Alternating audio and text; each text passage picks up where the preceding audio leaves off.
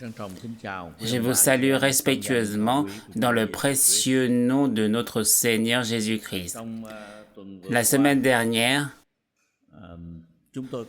nous avons eu l'occasion de nous rendre à Dakhla pour un temps de communion fraternelle et d'édification spirituelle. Des frères, notamment de l'ethnie Hmong du district de Lac, étaient présents. Un minibus de 16 places avait également amené des frères Ré depuis Wang Nhai. L'assemblée réunissait des Ré, des Hmong, des des Bana et d'autres ethnies. Mais tous parlaient couramment le vietnamien, ce qui rendait toute traduction inutile. Ce qui m'a particulièrement marqué, c'est la salle de réunion de la maison du pasteur David Lin, un Hmong pouvant accueillir plus d'une centaine de personnes. Les maisons de cette région sont construites sur pilotis pour mieux résister au froid des hauts plateaux, mais en cette saison chaude, le plancher est si haut que la chaleur devient étouffante. Sous le toit en tôle, malgré les ventilateurs, il faisait extrêmement chaud.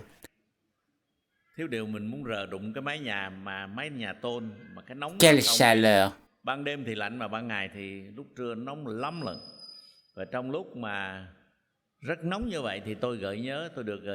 Cette situation m'a rappelé l'histoire d'un chrétien qui passait devant un four où l'on faisait fondre le verre. Seule une chaleur extrême peut faire fondre le verre. Cet homme qui passait devant un four de verrerie sentit la chaleur intense qui s'en dégageait et s'exclama: « Si ce four est déjà si brûlant, combien plus l'enfer doit-il l'être ?» En racontant cette histoire, tous comprenaient facilement tant la chaleur était accablante. Le lendemain, un ouvrier de cette verrerie vint trouver le prédicateur et lui dit: « Depuis que j'ai entendu cette parole, je n'ai pas pu dormir. Je travaille devant ce four, et si cette chaleur est déjà insupportable, qu'en est-il de l'enfer? Aidez-moi à trouver le salut. » Cette réflexion le conduisit à accepter le Seigneur. Lorsque la Bible parle du feu éternel, nous pensons immédiatement au lieu préparé pour Satan et ses démons. Dieu nous a créés comme les plus nobles de ses créatures et désire nous faire vivre dans sa bénédiction. Il a préparé le ciel pour ses enfants, mais aussi un lieu de jugement destiné à Satan et à ses anges. C'est pourquoi le message d'aujourd'hui est étroitement lié à l'action du diable. Sans la Bible, il nous serait difficile de connaître le diable. Les Écritures nous révèlent que Satan est le chef des démons.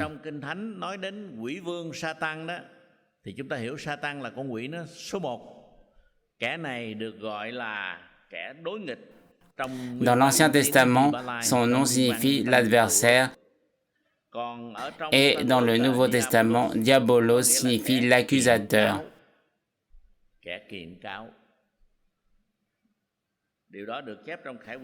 C'est ainsi qu'il est appelé dans Apocalypse 12:10, l'accusateur de nos frères.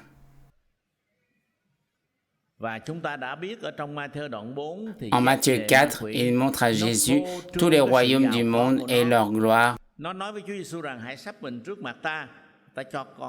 en promettant de les lui donner s'il se prosternait devant lui.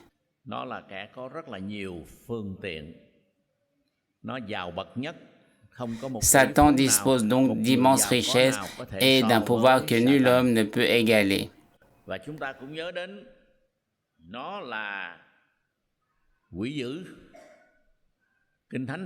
La Bible compare les enfants de Dieu à des brebis. Le Seigneur est leur berger et les conduit. Le diable, lui, est comparé à un loup. Parfois même, il se déguise en brebis pour s'introduire dans le troupeau et les disperser. Cela me rappelle l'histoire d'un érudit qui exposait la théorie de l'évolution. Après son exposé solidement argumenté, le conférencier demanda si quelqu'un avait une question. Un homme se leva et se présenta. Je suis berger. J'ai une question. L'orateur, pensant avoir affaire à un simple paysan, l'invita à parler. Celui-ci dit, si la théorie de l'évolution est vraie, il ne devrait plus rester de brebis. Les brebis ont les pattes courtes, mettent bas un ou deux petits, courent lentement et sont une proie facile. Les loups, eux, sont rapides, rusés et donnent naissance à 6 ou 7 petits à la fois.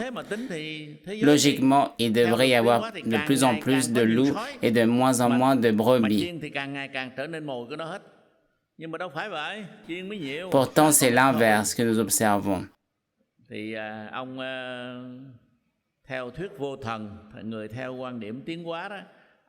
Le conférencier resta sans réponse.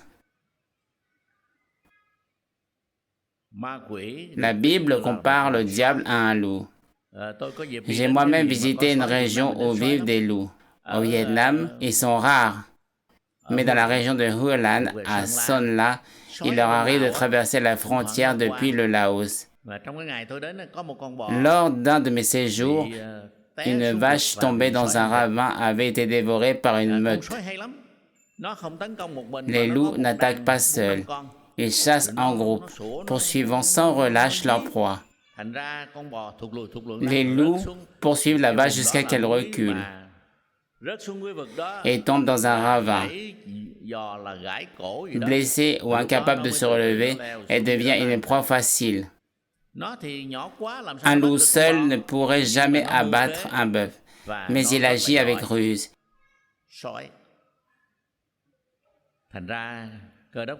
Il en est de même pour les chrétiens, comparés à des brebis. Comment pourraient-ils vaincre un loup par leur propre force? C'est impossible. Je ne dis pas cela pour vous effrayer, mais pour vous encourager.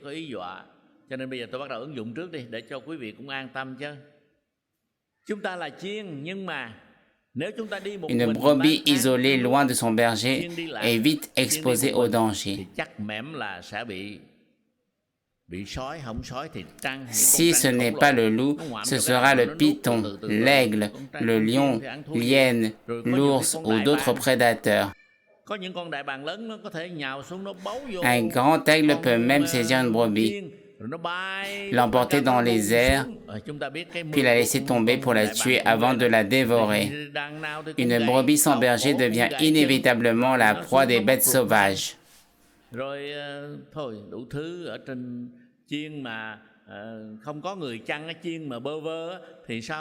Une brebis égarée est un bon repas pour les loups, pour les bêtes sauvages. En présence du berger, les prédateurs prennent la fuite, car ils ne peuvent lui résister.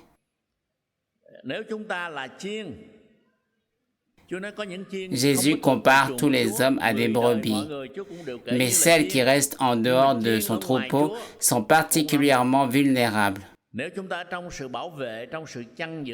Si nous demeurons sous la protection du Seigneur, nous sommes en sécurité. Voilà le véritable encouragement. Restez toujours en Christ. Un cantique dit, « Hors de toi, ma vie est perdue. » En dehors du Seigneur, nous devenons une proie facile pour l'ennemi. Satan se fiche de nos sentiments. Satan possède aussi d'immenses richesses.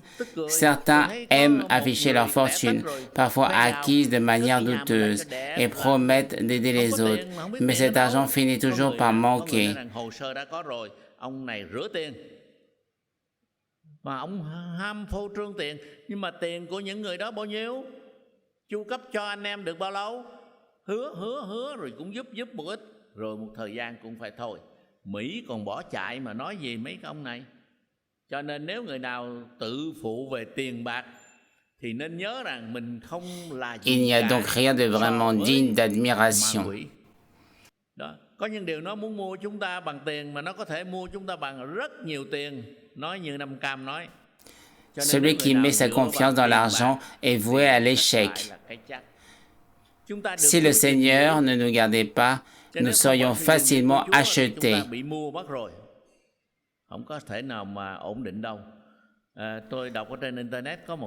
J'ai lu sur Internet l'histoire de plusieurs femmes qui décidèrent de mettre la fidélité de leur mari à l'épreuve.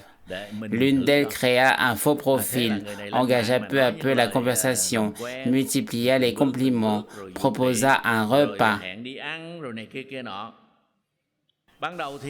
Au début, l'homme, pourtant instruit, respecté et bien établi, resta indifférent.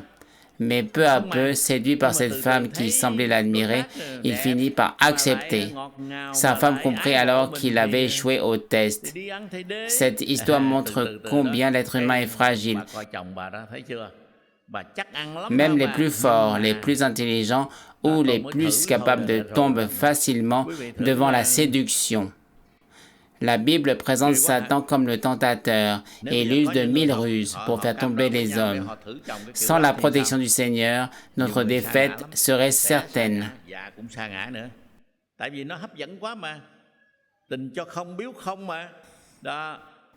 Satan tentera de vous séduire, peu importe votre âge, votre statut social ou votre niveau d'éducation. Satan semble offrir tout gratuitement, mais il finit par tout reprendre.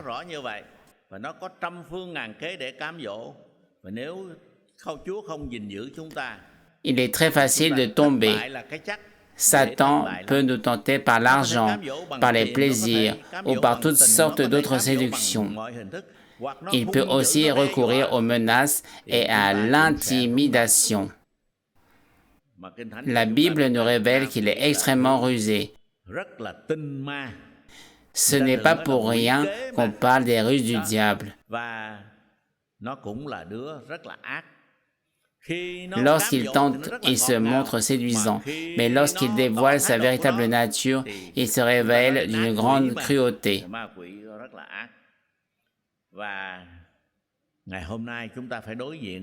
Nous faisons face à un ennemi bien plus puissant que nous.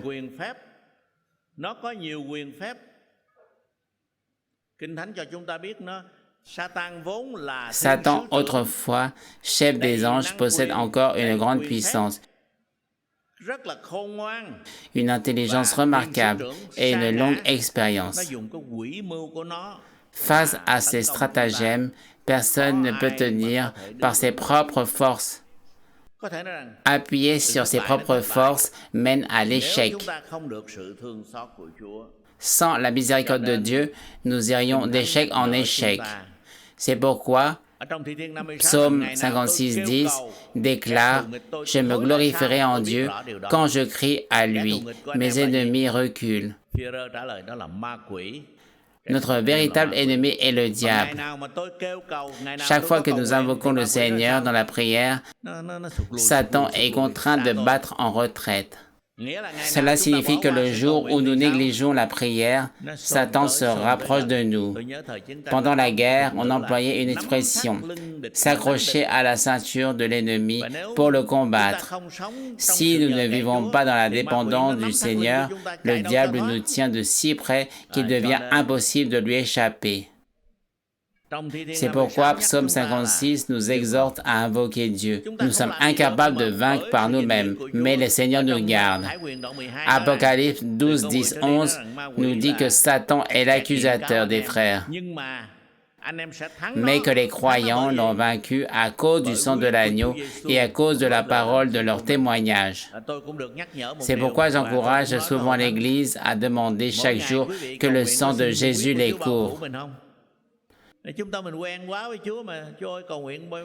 Trop souvent, nous prions seulement pour nos besoins avant de dire Amen. Pourtant, notre véritable protection est dans le sang de Christ.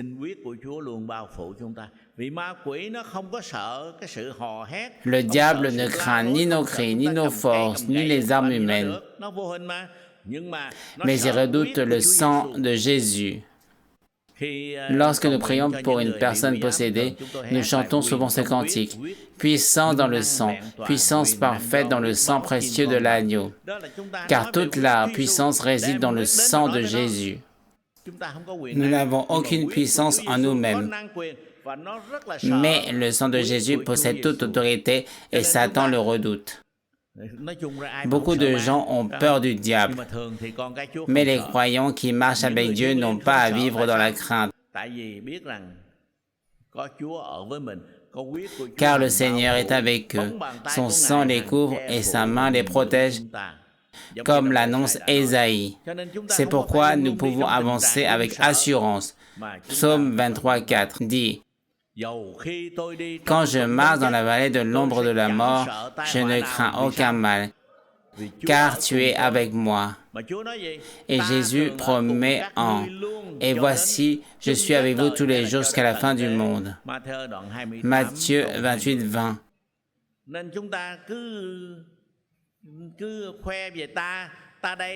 Ne nous glorifions donc jamais de nous-mêmes. Tout ce que nous sommes vient de la grâce de Dieu et notre sécurité dépend uniquement de sa présence. Hors du Seigneur, nous serions rapidement vaincus, car Satan est puissant et nous ne pouvons lui résister par nos propres forces.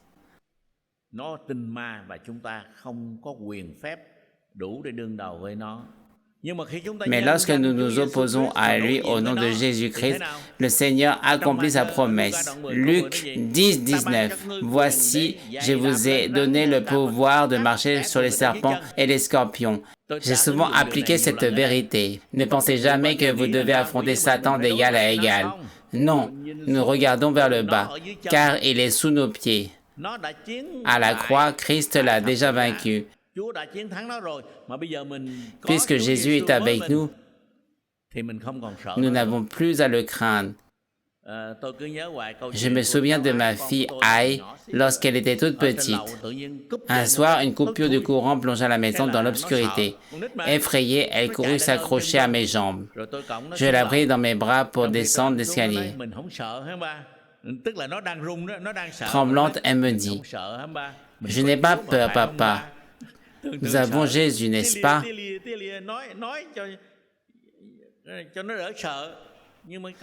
Cette parole est profondément vraie. Nous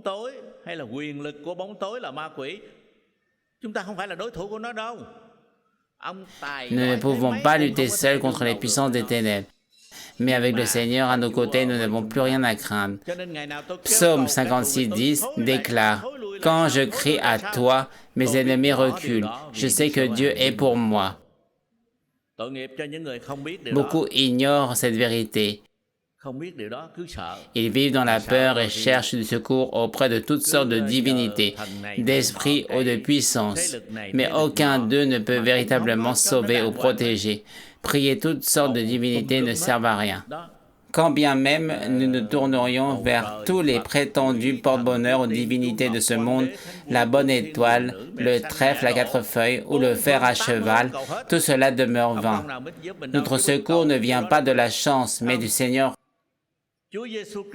Jésus-Christ est venu, il est mort sur la croix et a versé son sang pour nous racheter de la puissance et du royaume de Satan. C'est en demeurant attachés à lui que nous pouvons marcher en sécurité. Si nous nous éloignons de lui pour suivre nos désirs, le diable trouve aussitôt une occasion d'agir. Votre adversaire, le diable, rôde comme un lion rugissant, cherchant qui il dévorera. La Bible énumère clairement les œuvres de la chair, l'impudicité, l'impureté, l'idolâtrie, la magie, les inimitiés, les querelles, la jalousie, les emportements, les divisions, les sectes, l'ivrognerie, les excès de table, etc. Dans Galates 5, 19, avertit que ceux qui pratiquent de telles choses n'hériteront pas le royaume de Dieu. En tant qu'enfants de Dieu, nous devons donc veiller sur nous-mêmes. Chaque fois que nous cédons à la chair, le diable y voit une ouverture. Paul exhorte Timothée à rechercher la douceur. Les croyants sont comparés à des brebis, des animaux paisibles. Mais lorsque nous nous laissons gagner par la violence ou la colère, nous ressemblons davantage au diable qu'au Christ, et l'ennemi s'empresse d'en profiter. Chaque fois que nous cédons à la colère ou à la violence, nous faisons précisément ce que le diable attend de nous. Nous lui ressemblons.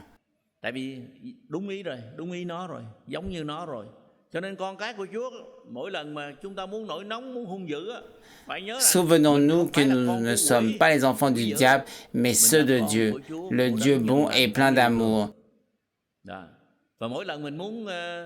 De même, lorsque nous sommes tentés de médire, d'accuser ou de salir la réputation d'autrui, rappelons-nous que Satan est l'accusateur. Agir ainsi, c'est déjà marcher sur son terrain. Restons donc semblables à notre bon berger, plein de miséricorde. Ne comptons jamais sur notre propre expérience. Le diable est bien plus ancien, plus rusé et plus puissant que nous. Nous ne sommes pas de taille à lui résister seuls. Après avoir cru au Seigneur, nous devons demeurer fermement en lui. Comme l'a dit Élie, jusqu'à quand clocherez-vous des deux côtés? On ne peut pas servir Dieu tout en recherchant les devins, les pratiques occultes ou les rites liés aux esprits. Dieu déteste ces compromis. Certains, pourtant délivrés de l'influence démoniaque, y retombent en participant de nouveau à ces pratiques ou en mangeant de nouveau des aliments offerts aux idoles.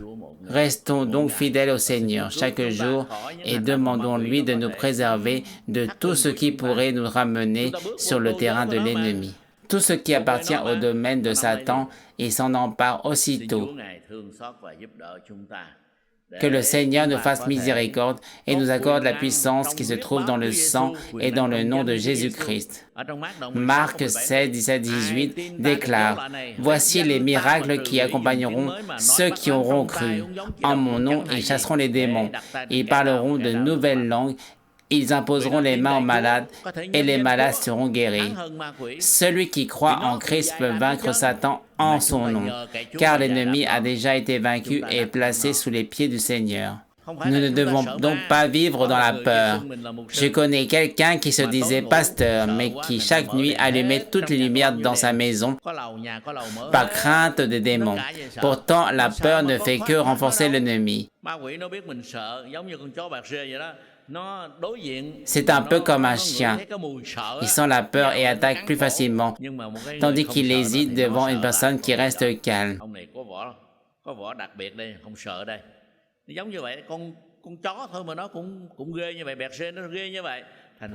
Il en est de même pour Satan. Par nous-mêmes, nous sommes faibles et nous aurions toutes les raisons d'avoir peur. Mais avec le Seigneur, nous n'avons plus à vivre dans la crainte.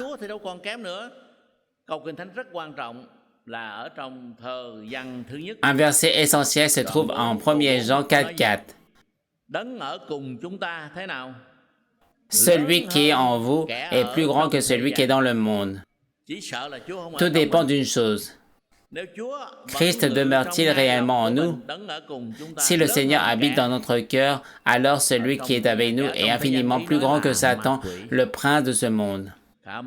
Rendons grâce à Dieu. Le diable possède une certaine puissance, mais elle est limitée, tandis que nous sommes gardés par Dieu Tout-Puissant. C'est pourquoi nous pouvons avancer avec assurance. Les enfants de Dieu sont appelés à refléter le ciel.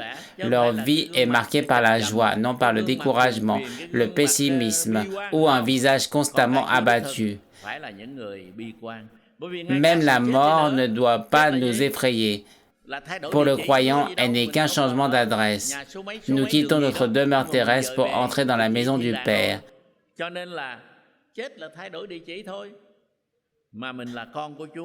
Que le Seigneur nous rappelle à lui, par un accident ou paisiblement pendant notre sommeil. Ses anges nous accueilleront dans son royaume. Voilà pourquoi le véritable enfant de Dieu peut vivre dans une profonde paix. Jésus a dit, « Je vous laisse la paix, je vous donne ma paix, je ne vous donne pas comme le monde donne, que votre cœur ne se trouble point et ne s'alarme point. » Une telle paix repose sur un fondement solide. Le Seigneur ne nous abandonne jamais. Il a promis, « Je suis avec vous tous les jours jusqu'à la fin du monde. » Que chaque enfant de Dieu en soit pleinement conscient. Revenons à l'exemple de la fournaise du verrier. Si une telle chaleur est déjà insupportable, combien plus l'enfer?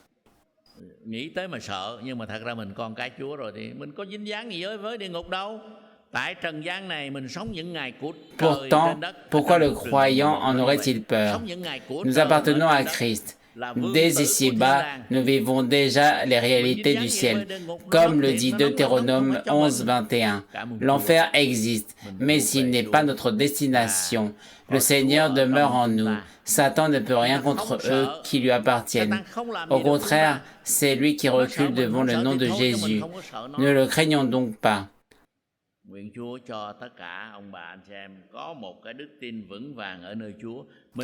Ayons une foi ferme. Au nom de Jésus-Christ, nous pouvons résister au diable, chasser les démons et remporter la victoire. Matthieu 8 montre que Jésus commandait simplement par sa parole. Ne nous laissons ni intimider, ni séduire comme Ève l'a été autrefois. Au contraire, nous devons être forts et victorieux. Supplier le diable ne sert à rien. Plus on le supplie, plus il s'acharne.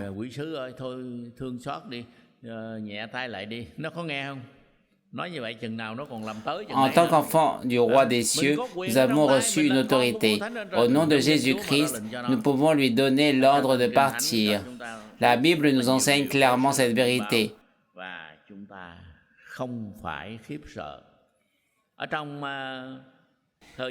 Jacques 4,7 déclare « Résistez au diable, et il fuira loin de vous. » Résister ne signifie pas compter sur nos propres forces, mais tenir ferme en Christ, refuser ses tentations et ne pas céder à ses intimidations. Nous remportons la victoire par le sang de Jésus-Christ et par la parole de notre témoignage. J'espère qu'après ce message, chacun prendra l'habitude de prier chaque jour. « Seigneur, que ton sang me couvre et me protège de toute tentation. Au nom de Jésus-Christ, je veux marcher chaque jour dans la victoire. »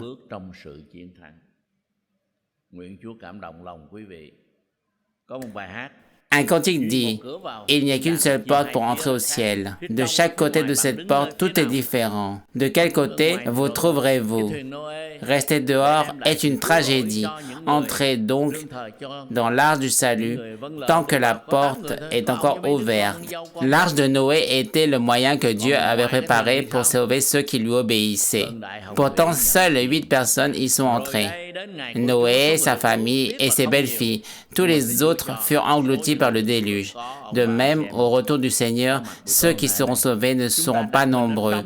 Que chacun de vous, présent ce soir, fasse partie de ce nombre. Si nous demeurons en Jésus-Christ, il nous recevra auprès de lui. Comme une feuille glissée dans un livre arrive à la même destination que le livre, celui qui est en Christ ira là où Christ l'emmène. Le Seigneur est allé nous préparer une place, non pas en enfer, mais dans la demeure éternelle. Le monde vit dans la peur de l'enfer et s'attache à toutes sortes de superstitions, croyant qu'il faut apaiser leurs esprits ou leur offrir des présents. Mais tout cela ne fait qu'entretenir l'esclavage de la peur. Un chrétien doit abandonner toute forme de superstition, horoscope, astrologie, voyance, spiritisme, talisman, porte-bonheur ou toute autre pratique occulte, car sa confiance repose uniquement sur le Seigneur. Ils ne vivent plus dans la crainte, car ils appartiennent au Seigneur et marchent dans la victoire. đã thuộc về Chúa. Chúng ta là người của sự chiến thắng. Chúa Giêsu đã chiến thắng sự chết. Jésus-Christ a vaincu la mort. Il est ressuscité et partage aussi sa victoire avec nous, à une seule condition, lui faire confiance et lui obéir. Un cantique le résume bien. Il faut croire, obéir. Que le Seigneur touche chacun de nous afin que nous mettions cette vérité en pratique chaque jour. Si nous avons un tempérament violent, abandonnons-le, car la violence appartient au diable. Si nous avons l'habitude de médire, renonçons-y, car Satan est l'accusateur. Si nous sommes tentés de mentir, rappelons-nous que le diable est père du mensonge.